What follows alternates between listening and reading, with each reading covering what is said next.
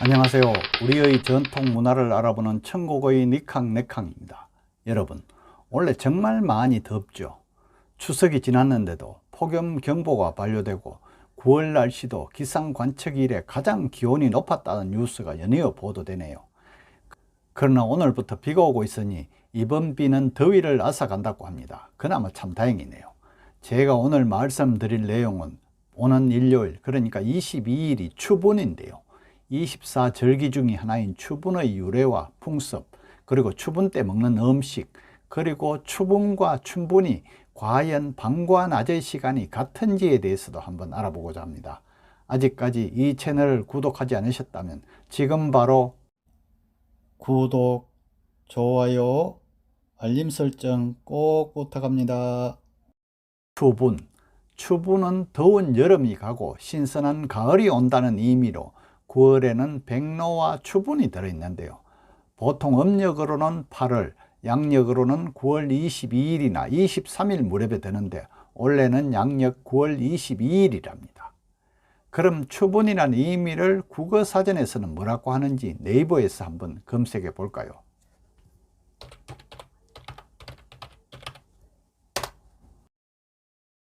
(24절기의) 하나, 백로와 한로 사이에 들며 해가 추분점에 이르러 밤과 낮의 길이가 같아진다.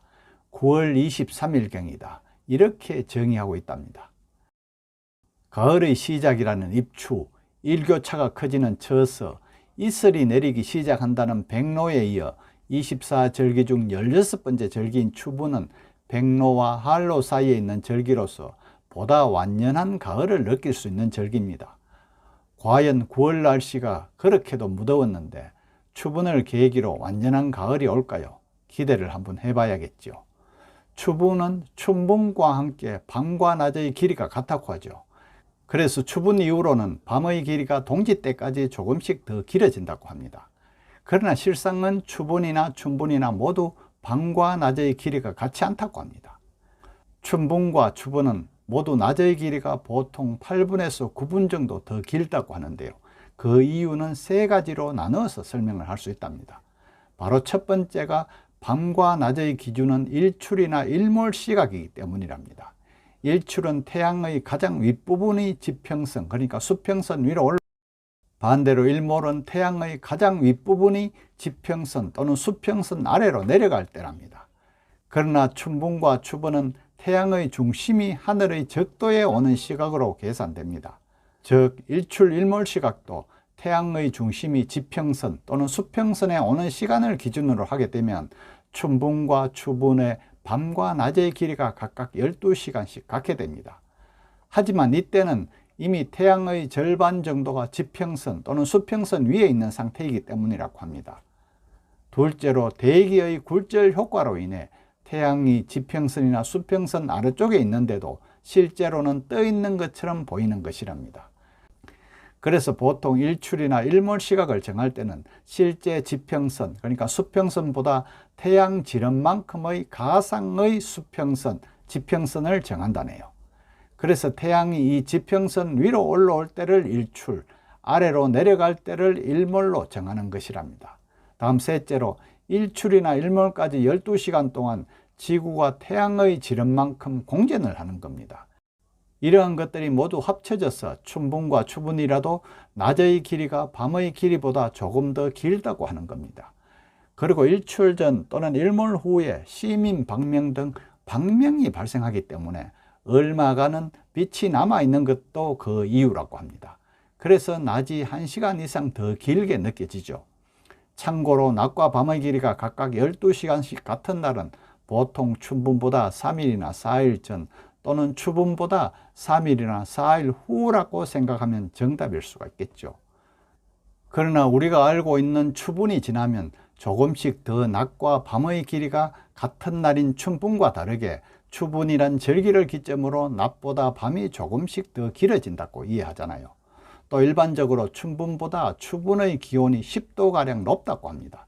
이는 아직 한여름 무더위가 완전히 가시지 않았기 때문이라고 합니다.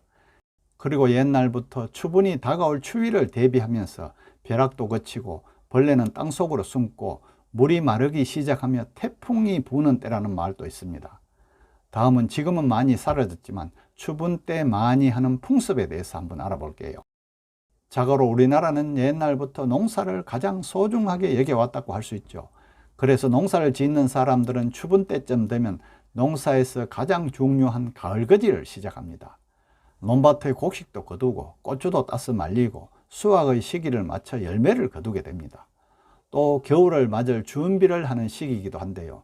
호박꼬지나 박꼬지, 깻잎, 고구마 순 등을 햇볕에 잘 말려서 영양분이 풍부한 묵나물로 만들었잖아요. 또 국가에서는 옛날부터 노인들의 수명 장수를 기원하는 노인성제를 지냈다고 하고요. 우리나라에서는 고려시대 때부터 시행된 풍습인데 농경사회가 아닌 요즘에는 거의 보기 힘들죠. 노인성을 사람의 수명을 받은 별이라고 생각하고 또 추분에 나타나 춘분에 사라지는 별이라고도 하는데요.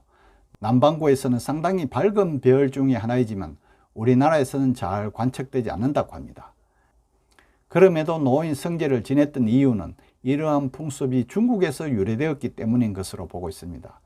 노인성제는 고려시대에는 잡사로, 조선시대는 소사로 규정하여 국가에서 제사를 지냈다고 합니다.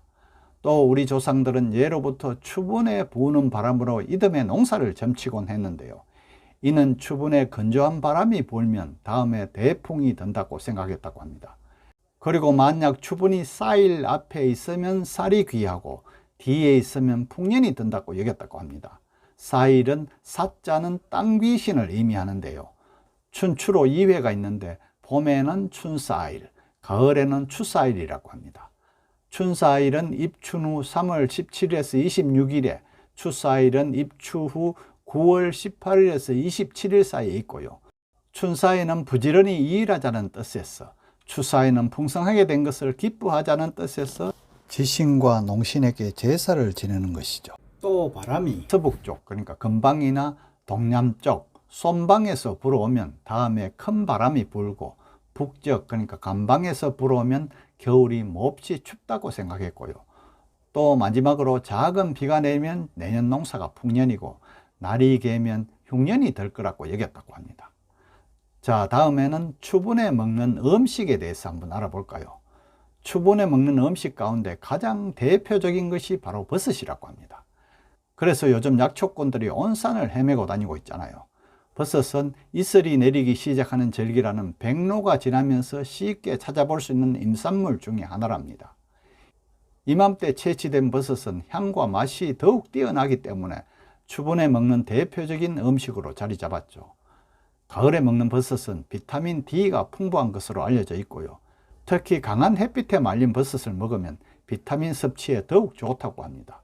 송이버섯을 비롯하여 몸에 좋은 버섯, 이때 많이 드시기 바랍니다. 또 수확이 시작되는 추분즈음에는 햅쌀로 만든 밥, 그러니까 햇밥 또한 최고의 음식이죠. 품질 좋은 햅쌀로 지은 밥은 반찬이 따로 없을 정도로 구수하고 달달한 맛을 자랑하잖아요. 여기에 햇기장 등 새로 수확한 잡곡을 섞거나 밤과 같은 제철 견과를 함께 넣고 지어 먹으면 맛과 영양이 더욱 좋아진다고 할 수 있죠. 마지막으로 앞서 묵나물이라고 해서 겨울 준비를 위해 햇빛에 말린 나물을 겨울에 먹는다고 했었잖아요. 수확한 산채도 가을의 별미가 될 수 있는데 호박꼬지나 박꼬지, 깻잎, 고구마 순, 가지 등을 겨울용으로 말리기 전에 데쳐 먹거나 또는 볶아 먹기도 합니다. 나물에는 무기질과 각종 비타민이 풍부하니까요. 오늘은 24절기 중에 하나인 추분의 유래와 풍습, 그리고 추분 때 먹는 음식, 그리고 추분과 춘분이 과연 밤과 낮의 시간이 같은지에 대해서 한번 알아보았는데요. 끝까지 시청해 주셔서 감사하고요. 구독도 꼭 부탁합니다. 구독과 좋아요, 댓글을 원하는 감사합니다. 잠자리를